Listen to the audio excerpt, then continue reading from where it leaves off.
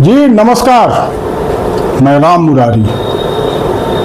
राहुल गांधी की अगुवाई में इंडिया गठबंधन की बिहार में हाल ही में संपन्न हुई वोटर अधिकार यात्रा को लेकर राजनीतिक विश्लेषणों का दौर जारी है और अभी आगे भी इसके जारी रहने की पूरी उम्मीद है, क्योंकि इस वोटर अधिकार यात्रा के कार्यक्रम ने बिहार ही नहीं पूरे देश को अपनी ओर आकृष्ट किया था और तथाकथित मेन स्ट्रीम मीडिया की अनदेखी या कोई खास तवज्जो न दिए जाने के बावजूद सोशल मीडिया के जरिए इस यात्रा की खबरें और इससे जुड़े वीडियो फुटेज और क्लिप आदि लोगों तक पहुंचते रहे, बिहार समेत देश के बाकी हिस्सों तक। लिहाजा इसका असर भी व्यापक रहा, कहें तो राष्ट्रव्यापी।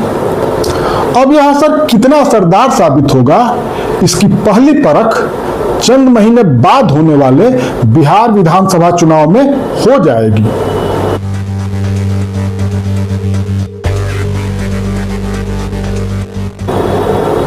बात अगर इस यात्रा के प्रभाव की करें तो 17 अगस्त को बिहार के सासाराम से शुरू हुई यह वोटर अधिकार यात्रा पटना के गांधी मैदान में एक विशाल रैली के साथ संपन्न हुई। हालांकि यात्रा का पूरा शेड्यूल कुल मिलाकर 16 दिन का था, लेकिन यात्रा सिर्फ 13 दिन की ही थी और इसमें बाकी बचे 3 दिन अवकाश के या रेस्ट डे थे। वैसे तो इन 13 दिनों में यह वोटर अधिकार यात्रा 1300 किलोमीटर की दूरी तय करते हुए बिहार के 23 जिलों और 67 विधानसभा क्षेत्रों से गुजरी, किंतु इसने प्रभावित पूरे बिहार को किया। पूरे बिहार से इंडिया गठबंधन के नेता, कार्यकर्ता और समर्थक इस यात्रा में शामिल होने पहुंचे। जो नहीं पहुंचे उन्हें सोशल मीडिया के जरिए इस यात्रा के हर अपडेट की जानकारी मिलती रही। इन 16 दिनों में बिहार की राजनीतिक गतिविधियां और राजनीतिक चर्चाएं इस वोटर अधिकार यात्रा की हलचलों के इर्द गिर्द ही रही। हालांकि इसके केंद्र में मुख्य रूप से राहुल गांधी ही रहे, लेकिन इंडिया गठबंधन के अन्य नेताओं, खासकर तेजस्वी यादव के भाषणों ने भी खूब चर्चा बटोरी। लब्बे लुबाब यह कि इस वोटर अधिकार यात्रा ने चुनावी साल के बिहार की राजनीति में वोट चोरी के मुद्दे को केंद्र में ला दिया है और यह भी तय है कि वोट चोरी का मुद्दा चुनाव खत्म होने तक प्रमुखता से छाया रहेगा और चुनाव को प्रभावित भी करेगा। बहरहाल, अगर वोटर अधिकार यात्रा की उपलब्धियों का विश्लेषण करें और इस यात्रा से इंडिया गठबंधन को हासिल क्या हुआ, इसका अगर मोटा मोटी आकलन करें तो कुछ बातें साफ साफ नजर आती हैं। आइए इन्हें एक एक पॉइंट के जरिए समझने की कोशिश करते हैं।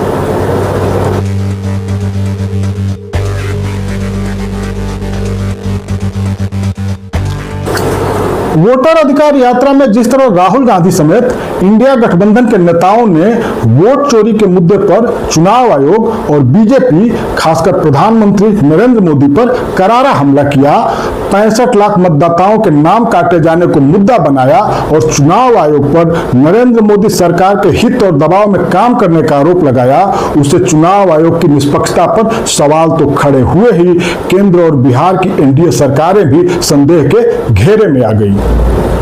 वैसे भी वोटर अधिकार यात्रा से पहले राहुल गांधी ने सबूतों के साथ प्रेस कॉन्फ्रेंस करके वोट चोरी के मुद्दे को चर्चा में ला ही दिया था और संसद भवन से चुनाव आयोग तक का इंडिया गठबंधन के सांसदों का मार्च, जिसे दिल्ली पुलिस ने सांसदों को गिरफ्तार कर होने नहीं दिया, इसने भी वोटर अधिकार यात्रा की सफलता की पूर्व पीठिका लिख दी थी। यही नहीं, राहुल गांधी और इंडिया गठबंधन के नेताओं के वोट चोरी के आरोपों पर न तो चुनाव आयोग और न ही बीजेपी कोई संतोषजनक जवाब दे पाई। जो जवाब आए वो काफी हद तक हास्यास्पद रहे या फिर राहुल गांधी के आरोपों को ही बल देने वाले लगे। यही नहीं, राहुल गांधी के साफ साफ नाम लेकर कटघरे में खड़ा करने के बावजूद प्रधानमंत्री नरेंद्र मोदी चुप्पी ही साधे रहे। हालांकि वोटर अधिकार यात्रा से बैकफुट पर आई बीजेपी ने प्रधानमंत्री मोदी की मां को गाली देने के मामले को मुद्दा बनाकर हवा देने की पूरी कोशिश की और अभी भी कर रही है। यहां तक कि सरकार में होने के बावजूद बीते 4 सितंबर को वह बिहार बंद भी कर चुकी है ताकि वोट चोरी का मुद्दा गौण हो जाए। लेकिन ऐसा होने की उम्मीद कम है, क्योंकि एक तो बिहार बंद को वैसा रिस्पांस मिला नहीं जैसा बीजेपी उम्मीद कर रही थी, बल्कि जनता की जैसी प्रतिक्रिया रही उससे यह दांव उल्टा ही पड़ता ज्यादा दिखाई दे रहा है। दूसरे यह कि इंडिया गठबंधन वोट चोरी के मुद्दे को गौण होने नहीं देगा। ऐसे में अगर आगामी बिहार विधानसभा चुनाव के मद्देनजर देखा जाए तो वोटर अधिकार यात्रा ने इंडिया गठबंधन को बढ़त दिला दी है और इंडिया गठबंधन इस बढ़त को किसी भी कीमत पर खोने नहीं देगा। यानी वोट चोरी का मुद्दा निश्चित रूप से चुनाव तक छाया रहेगा।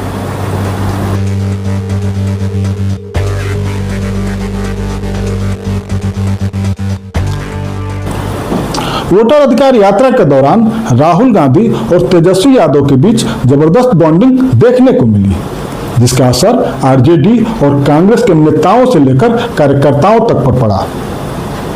दोनों दलों के कार्यकर्ता एकजुट नजर आए, जबकि कुछ साल पहले तक ऐसा नहीं था। वोटर अधिकार यात्रा के दौरान राहुल गांधी और तेजस्वी यादव एक दूसरे के पूरक बनते दिखाई दिए, जो आरजेडी कांग्रेस के दिनों दिन मजबूत होते संबंधों के अगले पड़ाव की तरह था।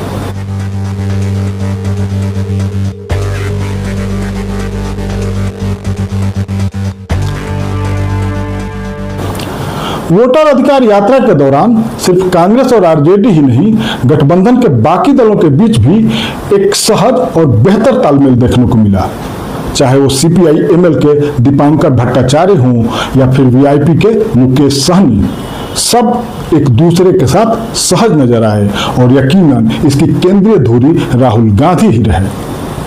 आगामी विधानसभा चुनाव के मद्देनजर इंडिया गठबंधन के घटक दलों की यह एकजुटता काफी महत्वपूर्ण और प्रभावी साबित हो सकती है।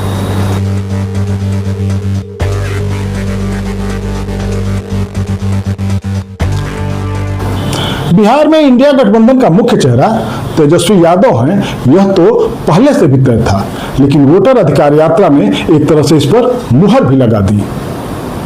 इस यात्रा के दौरान तेजस्वी यादव हमेशा राहुल गांधी के साथ फ्रंट पर दिखाई दिए। हालांकि कुछ राजनीतिक विश्लेषकों और मीडिया समूहों द्वारा यात्रा में राहुल गांधी द्वारा तेजस्वी यादव को मुख्यमंत्री का चेहरा न घोषित करने की बात का इसे मुद्दा बनाने की कोशिश जरूर की गई, लेकिन इसका कोई असर हुआ नहीं, न आरजेडी पर, न कांग्रेस पर और न ही गठबंधन के अन्य घटक दलों पर।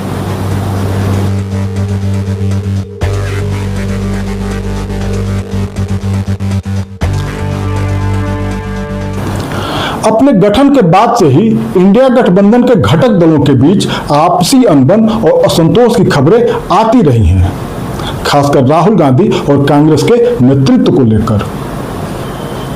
लेकिन वोट चोरी के मुद्दे को राहुल गांधी ने जिस तरह डील किया और इंडिया गठबंधन के घटक दलों को साथ लेकर चले, उसने गठबंधन में उनकी स्वीकार्यता बढ़ा दी। वोटर अधिकार यात्रा ने इस स्वीकार्यता को और सहज बनाया है तो मजबूती भी दी है।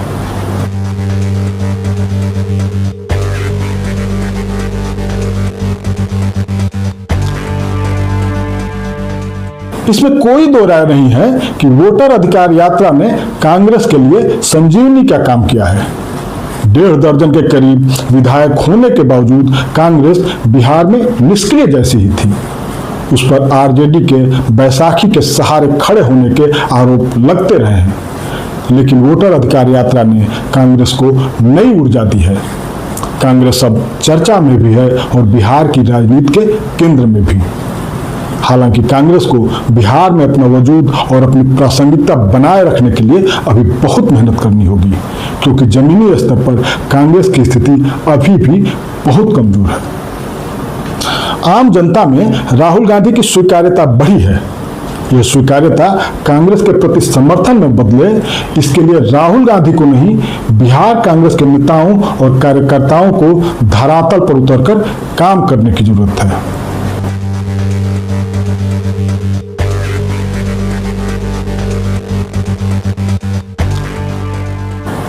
इंडिया गठबंधन बिहार में एकजुट है। वोटर अधिकार यात्रा में यह तो दिखाई दिया ही, बिहार के बाहर भी इंडिया गठबंधन एक है।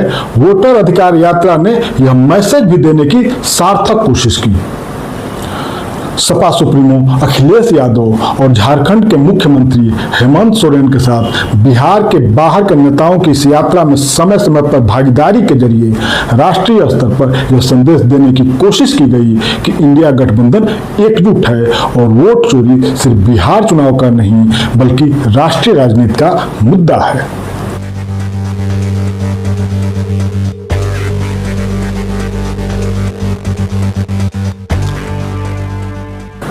वोटर अधिकार यात्रा का जो सबसे बड़ा हासिल रहा वह यह कि पक्ष विपक्ष से परे अपने वोट को लेकर लोगों में जागरूकता आई। लोकतंत्र में आम आदमी की सबसे बड़ी ताकत उसके पास मत का अधिकार होना ही है। वोट की यही ताकत खुद को खुदा समझ बैठे नेताओं को भी दिखावे के लिए ही सही आम आदमी के सामने झुकने पर मजबूर कर देती है। लेकिन हम वोट तो देते रहे हैं, लेकिन अपने इस एक वोट के महत्व को नहीं समझते। जात धर्म और अपने पराये में उलझकर वोट करते हैं या फिर कोई निप हो हमें का हानि के उदासीन भाव से। लेकिन वोटर अधिकार यात्रा ने वोट की ताकत भी बताई और उसके महत्व तथा कीमत को भी, और यह भी कि अगर आपके पास वोट का यह अधिकार न रहे तो फिर आपके होने न होने का सत्ता के लिए न कोई मतलब है और न ही कोई औचित्य। वोटिंग में धांधली को लेकर राहुल गांधी की प्रेस कॉन्फ्रेंस ने यह बताया कि वोट की चोरी हो सकती है, हो रही है, जबकि वोटर अधिकार यात्रा ने वोट की हैसियत और उसके महत्व के बारे में बताया। आगामी विधानसभा चुनाव में कौन किसे वोट करेगा और किसकी सरकार बनेगी ये भले भविष्य के गर्भ में है, लेकिन बिहार के लोग और बिहार के बाहर के भी, चाहे वो किसी भी पार्टी या गठबंधन के समर्थक हों, अपने वोट को लेकर सचेत और जागरूक जरूर हो गए हैं। वे भी जो दूर दराज इलाके के हैं या सामाजिक व्यवस्था में जिन्हें निचले पायदानों पर धकेल दिया गया है। पार्टी पॉलिटिक्स और पक्ष विपक्ष से ऊपर उठकर देखें तो लोकतंत्र के लिहाज से वोटर अधिकार यात्रा की यह बहुत बड़ी उपलब्धि है, शायद सबसे बड़ी भी। नमस्कार।